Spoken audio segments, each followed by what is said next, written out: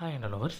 நான் முன்னே சொன்ன மாதிரி ரெஸ்ட் மோட் லைட்டை ஆட்டோமேட் பண்ணியாச்சு. சுவிட்ச் எல்லாம் ஒர்க் பண்ணுறதுக்கு ஒரு டிவைஸை மேக் பண்ணியாச்சு. அதோட ரூட் காஸ்ட் என்னென்னா, அதோட சுவிட்சில் வந்து ஷாக் அடிக்குதுன்னு அம்மா சொல்லியிருந்தாங்க. அதுக்காக டெம்பரரி 2 சொல்யூஷன் கொடுத்துருந்தோம். அதோட வீடியோ லிங்க் நான் கீழே கொடுத்துருக்கேன், போய் பாருங்கள். அதை பர்மனெண்ட் பண்ணுறதுக்காக தான் நம்ம இந்த டிவைஸை மேக் பண்ணியிருக்கோம். இதை எப்படி மேக் பண்ணலாம், இதுக்கு என்னென்ன தேவைங்கிறத இந்த வீடியோவில் பார்க்க போகிறோம். வீடியோ லென்த் இருக்குது அப்படிங்கிறதுக்காக ஸ்கிப் பண்ணி பார்க்காதீங்க. ஏன்னா எலக்ட்ரிக்கல் அண்ட் எலக்ட்ரானிக்ஸை பொறுத்த வரைக்கும் சின்ன சின்ன டீட்டெயில்ஸ் பார்த்திங்கன்னா ரொம்பவே முக்கியமானது. அதுக்காக தான் ஃபஸ்ட்டு இதோட காம்பனண்ட் பற்றி உங்களுக்கு சொல்லிடுறேன். இதுக்கு யூஸ் பண்ணிக்கிறது பார்த்திங்கன்னா PIR சென்சார். இதில் 2 அட்ஜஸ்டபிள் நாப் இருக்கும். ஒன்று பார்த்திங்கன்னா ரேஞ்ச் அட்ஜஸ்ட் பண்ணுறதுக்கு, இந்த ரேஞ்சுக்குள்ளே சென்ஸ் பண்ணிச்சுன்னா ஆன் ஆஃப் பண்ணுறதுக்காக. ரெண்டாவது பார்த்திங்கன்னா டைம், இது ஒன்ஸ் ட்ரிகர் ஆன பிறகு இவ்வளோ டைமில் வந்து இவ்வளோ செகண்ட்ஸ்க்கு அது ஆனில் இருக்கணும் அப்படிங்கிறதுக்காக. இதை ஆன் பண்ணுறதுக்கு பார்த்திங்கன்னா ரிலே யூஸ் பண்ணுறோம். ஏன்னா இதோட டேரெக்டாக DC வோல்ட்டாக இருந்தால் நம்ம PIRலேருந்தே அவுட்புட்டை கொடுத்து ஆன் பண்ண முடியும். பட் நம்ம வந்து AC லைனை தானே இதில் வந்து கனெக்ட் பண்ண போகிறோம், அதாவது சுவிட்சாக யூஸ் பண்ண போகிறோம். அதனால தான் ரிலே யூஸ் பண்ணியிருக்கோம். நெக்ஸ்ட்டு வந்து இந்த PIR சென்சாருக்கும் ரிலேக்கும் யூஸ் பண்ணுறதுக்காக ஒரு SMBS. இது வந்து பார்த்திங்கன்னா ஒரு AC 220 வோல்ட்டை DC 5 வோல்ட்டாக நம்ம கன்வெர்ட் பண்ணி கொடுக்கும்.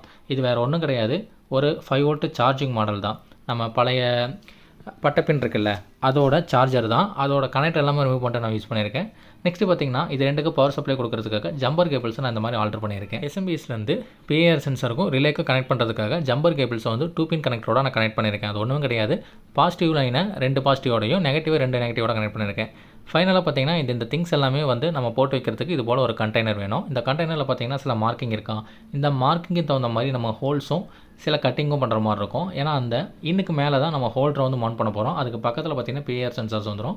இந்த இடத்துல டேக் போட்டு நம்ம வந்து ஒரு வால்லையோ ஒரு பைப்லையோ நமக்கு வேணுங்கிற இடத்துல ஹோல்ட் பண்ண போகிறோம். ஏன்னா இது செவுத்தில் வந்து மவுண்ட் பண்ணணும்ல, அப்போ வந்து ஈஸியாக ரிமூவபுளாக இருந்தால் தான் நமக்கு பெட்டராக இருக்கும். இப்போது இதில் கட்டிங்கும் ஹோல்ஸ் எல்லாமே போட்டாச்சு. நம்ம திங்ஸை வந்து இதில் ஹோல்ட் பண்ணுறதுக்கு தகுந்த மாதிரி இந்த பாக்ஸை, இந்த கண்டெய்னரை நம்ம ரெடி பண்ணியாச்சு. நெக்ஸ்ட்டு பார்த்திங்கன்னா இதை வந்து சிம்பிளாக கனெக்ட் பண்ணி இதை உங்களுக்கு ஒர்க் பண்ணி வச்சு காட்டுறேன். PIR சென்சரில் மேலே வந்து பார்த்திங்கன்னா இந்த மாதிரி ஒரு கேப் இருக்கும். அந்த கேப் தான் வந்து 180 டிகிரியுமே சென்ஸ் பண்ணி ஏதாவது ஆப்ஜெக்ட் வருதாங்கிறத சென்ஸ் பண்ணிகிட்டு இருக்கோம். ஒரு ரிஃப்ளெக்டர் மாதிரி, கிளாஸ் மாதிரின்னு வச்சுக்கோங்க. இந்த PIR சென்சரில் பார்த்திங்கன்னா 3 டெர்மினல் இருக்கும். ஒன்று வந்து VCC, அதாவது பாசிட்டிவ், கிரவுண்டு, நெகட்டிவ். அண்ட் பார்த்திங்கன்னா அவுட்புட்டு. இதில் வந்து சிக்னல் ஏதாவது டிரெக்ட் ஆச்சுன்னா, அதாவது ஒரு ஆப்ஜெக்ட் வரும்போது சென்ஸ் பண்ணிச்சுன்னா அது அவுட்புட்டாக நமக்கு எலக்ட்ரிக்கல் சிக்னலாக கொடுக்கும். அந்த எலக்ட்ரிக்கல் அவுட்புட் சிக்னலை பார்த்திங்கன்னா நம்ம இந்த ரிலேக்கு இன்புட்டாக கொடுத்து நமக்கு வேணுங்கிறப்ப ஆன் ஆஃப் பண்ண போகிறோம். ரிலே பார்த்திங்கன்னா ஆஸ் அ சுவிட்சாக ஒர்க் ஆகும். ரிலேவோட கான்செப்ட் பார்த்திங்கன்னா ரொம்ப பெருசு. அதில் நான் உங்களுக்கு வீடியோ போடுறேன். ரிலேவை மட்டும் நீங்கள் ப்ராப்பராக தெரிஞ்சுக்கிட்டிங்கன்னா நீங்கள் எலக்ட்ரிக்கலில் பார்த்திங்கன்னா ஒரு 50% நாலேஜ் உங்களுக்கு வந்துடும். ஏன்னா அந்த மாதிரி ஒர்க் பண்ணுறது தான் ரிலே. மோஸ்ட்லி பார்த்திங்கன்னா ரிலே வந்து ஒரு எலக்ட்ரிக்கல் சுவிட்சுன்னு தான் சொல்லுவாங்க. இப்போ பார்த்திங்கன்னா நான் இதில் கனெக்ட் பண்ணிடுறேன். அதோட சர்க்யூட் டயக்ராமும் உங்களுக்கு மேலே கொடுத்துருக்கேன். சேம் இதே மாதிரி தான். அண்ட் பாசிட்டிவ் நெகட்டிவை நீங்கள் ப்ராப்பராக கொடுங்க. மாற்றி கொடுத்துட்டு சுவிட்ச் ஆன் பண்ணிங்கன்னா சர்க்யூட் டேமேஜ் ஆகிறதுக்கு நிறைய சான்சஸ் இருக்குது. ரிலேயில் மோஸ்ட்லி பார்த்திங்கன்னா பாசிட்டிவ் நெகட்டிவ் வந்து மாற்றி கொடுத்தா ப்ராப்ளம் கிடையாது. பட் எலக்ட்ரிக்கலில் இந்த மாதிரி சென்சர்ஸ் இருக்குல்ல, அதில் ப்ராப்பராக கொடுங்க. ஃபைனலாக பார்த்திங்கன்னா அதோட PIR சென்சரோட அவுட்புட்டை வந்து நம்ம ரிலேவில் இன்புட்டாக கொடுத்துட்டோம். ஏன்னா அப்போ வரும்போது தான் ரிலே ஆன் ஆகும். ஆஸ் யூஷுவல் பார்த்திங்கன்னா ரிலேக்கு வந்து சப்ளை போயிட்டு தான் இருக்கும். பட் சிக்னல் வரும்போது தான் ரிலேவை அதை கட் ஆஃப் பண்ணும். அதுக்காக தான். இப்போ ஆல்மோஸ்ட் எல்லாமே முடிஞ்சது. இப்போ வந்து இந்த 2 பின் கனெக்டர்லேயுமே சின்ன ஒரு கம்பி மாதிரி போட்டு அதுக்கு பாசிட்டிவ் லைன் கொடுத்துடலாம். இதுக்கு வந்து பார்த்திங்கன்னா நான் 5 வோல்ட் பவர் சப்ளை கொடுத்துருக்கேன்.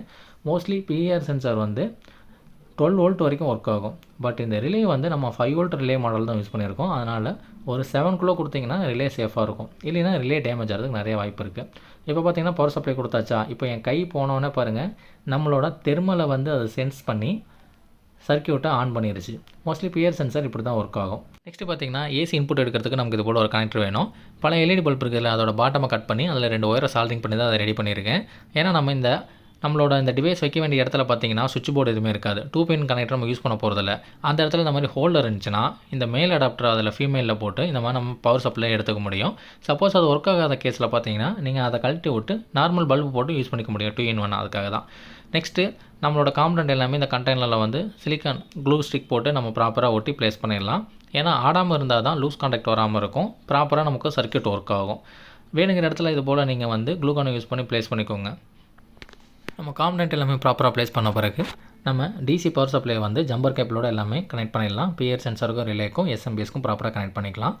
அதாவது அதோட அவுட்புட்டை டூ இதோட இன்புட்டுக்கும் அப்புறம் நெகட்டிவ் லைன் பாசிட்டிவ் லைன் எல்லாமே நீங்கள் ப்ராப்பராக கொடுத்துக்கோங்க. மாற்றி கொடுத்துட்டிங்கன்னா சர்க்யூட் ப்ராப்பராக நமக்கு வேலை செய்யாது. ஆல்மோஸ்ட் எல்லாம் முடிஞ்ச பிறகு நம்ம பிஆர் சென்சாருக்கும் ரிலேக்கும் தேவையான 5 வோல்ட் இன்புட்டை வந்து நம்ம எஸ்எம்பிஎஸ்லேருந்து கொடுத்துடலாம். அதுவும் பார்த்திங்கன்னா இந்த மாதிரி கனெக்டர் தான் யூஸ் பண்ணியிருக்கோம். மோஸ்ட்லி இந்த மாதிரி மேல் ஃபீமேல் கனெக்டர் யூஸ் பண்ணுறது மூலம் பார்த்திங்கன்னா உங்களுக்கு சர்க்யூட் நீட்டாக இருக்கும். ஏதாவது ப்ராப்ளம்னா கூட ஈஸியாக ரீப்ளேஸ் பண்ணுறதுக்கு பெட்டராக இருக்கும். நெக்ஸ்ட்டு நம்ம சர்க்யூட்டில் முக்கியமான பார்ட்டில் இருக்கும். அதாவது ரிலேயோட அவுட்புட்டில் நம்ம ஏசி லைனை கனெக்ட் பண்ண போகிறோம். இப்போ நமக்கு வந்து பார்த்திங்கன்னா நம்மளோட ஏசி லைன், அதாவது நம்ம நார்மல் கரண்ட் இருக்குல்ல, அதை 2 டிவைஸு கொடுத்தாகணும். ஒன்று ரிலேவோட அவுட்புட்டு கொடுத்தாகணும். இன்னொன்று பார்த்திங்கன்னா நம்ம எஸ்எம்பிஎஸ் இருக்குதுல 5 வோல்ட்டாக கன்வெர்ட் பண்ணி கொடுக்குறதுல அதுக்கு கொடுக்கணும். அதனால் இந்த கனெக்ஷன் உங்களுக்கு கொஞ்சம் குழப்பற மாதிரி இருக்கும். இதோட சர்க்யூட் டயக்ராம் நான் மேலே கொடுத்துருக்கேன் பாருங்கள். சப்போஸ் புரியலைன்னா ரிப்பீட்டடாக கேட்டிங்கன்னா உங்களுக்கு ஈஸியாக புரிஞ்சிடும். ரிலேவை பொறுத்த வரைக்கும் 3 டெர்மினல் இருக்குது. ஒரு இன்புட்டு 2 அவுட்புட்டு. அதில் வந்து காமன் சொல்லுவாங்க அந்த இன்புட்டு, என்ஓஎன்சின்னு சொல்லுவாங்க, அதுதான் அவுட்புட்டு. இந்த என்ஓஎன்சியை அதோட அப்ளிகேஷன் தகுந்த மாதிரி நம்ம ப்ராப்பராக யூஸ் பண்ணிக்கலாம். பட் இந்த அப்ளிகேஷனில் வந்து பார்த்திங்கன்னா என்ஓ வந்து டம்மி தான், normal open. NC normal close, அதுதான் நம்ம யூஸ் பண்ண போகிறோம். நம்ம ரெடி பண்ணி வச்ச கனெக்டர் இருக்குல்ல, அதில் 2 ஒயர் வருது. அதில் ஒரு ஒயர், அதாவது பாசிட்டிவ் லைனை கொண்டு வந்து நம்ம இந்த ரிலேவோட அந்த அவுட்புட் இருக்குல்ல, அதில் என்சியில் கனெக்ட் பண்ணிக்கலாம். சேம் அந்த என்சிலேருந்தே ஒரு லூப் எடுத்துகிட்டு வந்து எஸ்எம்பிஎஸ் 5 வோல்ட் கன்வெர்ட்டர் இருக்குதுல்ல, அதில் ஏதாவது ஒரு டெர்மினலில் கொடுத்துக்கலாம். ஏசியை பொறுத்த வரைக்கும் நீங்கள் பாசிட்டிவ் நெகட்டிவை மாற்றி கொடுக்கலாம், பிரச்சனை கிடையாது. பட் டிசியில் தான் நீங்கள் ப்ராப்பராக கொடுக்கணும், இல்லைன்னா சர்க்யூட் டேமேஜ் ஆகிடும். இப்போ நான் சொன்ன மாதிரி பார்த்தீங்கன்னா ரிலேயில் இருக்கிற அந்த என்சிலேருந்து லூப் எடுத்துகிட்டு வந்து நம்ம அடாப்டர் கொடுத்தாச்சு. அதில் எதில் வேணால் கொடுத்துக்கலாம். நெக்ஸ்ட்டு பார்த்தீங்கன்னா நம்ம இந்த அடாப்டருக்கும் இன்னொரு லைன் கொடுக்கணும். சேம் வந்து ரிலேலையும் ஒரு லைன் கொடுக்கணும். அது போக பார்த்தீங்கன்னா நம்ம லைட் இருக்குல்ல ஹோல்டர், இதுக்கும் 2 லைன் இருக்குது. இப்போ இதை தான் நம்ம ஆன் பண்ண போகிறோம். அப்போ இந்த இடத்துல சுவிட்ச் என்னென்னா ரிலேவை தான் நம்ம சுவிட்சை யூஸ் பண்ணுறோம். அப்போ ஒரு டெர்மினலை கொண்டு வந்து ரிலேவோட இன்னொன்று இருக்குதுல்ல காம், அதில் கொடுக்கணும். இன்னொன்று பார்த்தீங்கன்னா லைட் எரியறதுக்கு 2 வேணும், பாசிட்டிவ் வேணும், நெகட்டிவ் வேணும். அதாவது ஃபேஸு நியூட்ரல் வேணும். இப்போ ஃபேஸ் வந்து ரிலே வழியாக நமக்கு வந்துடும். நியூட்ரல் வேணுமா? அப்போ அந்த நியூட்ரல் வந்து நம்ம இந்த 2 பின் கனெக்ட் பண்ணி வச்சதில் 2 ஒயரில் இன்னும் ஒரு ஒயர் பெண்டிங் இருக்கா, அதை வந்து அடாப்டருக்கும் அதுலேருந்து லூப் எடுத்து நம்ம இந்த எல்இடி லைட்டுக்கும் அதோட ஹோல்டருக்கும் கொடுத்துட்டோம்னா நம்ம சர்க்யூட் வந்து கம்ப்ளீட் ஆகிரும். இது உங்களுக்கு புரியலைன்னா கவலைப்படாதீங்க. நான் ரிலேவோட கான்செப்ட் உங்களுக்கு சொல்லும்போது உங்களுக்கு எளிமையாக புரியும். இப்போ ஆல்மோஸ்ட் எல்லாமே முடிஞ்சுது. இப்போ வந்து நியூட்ரலையும் நம்ம லூப் பண்ணி கொடுத்துட்டு இதை வந்து ப்ராப்பராக க்ளோஸ் பண்ணிக்கலாம். இப்போ நான் நியூட்ரல் லூப் சொன்னேன் பார்த்தீங்களா, சேம் அதுதான்.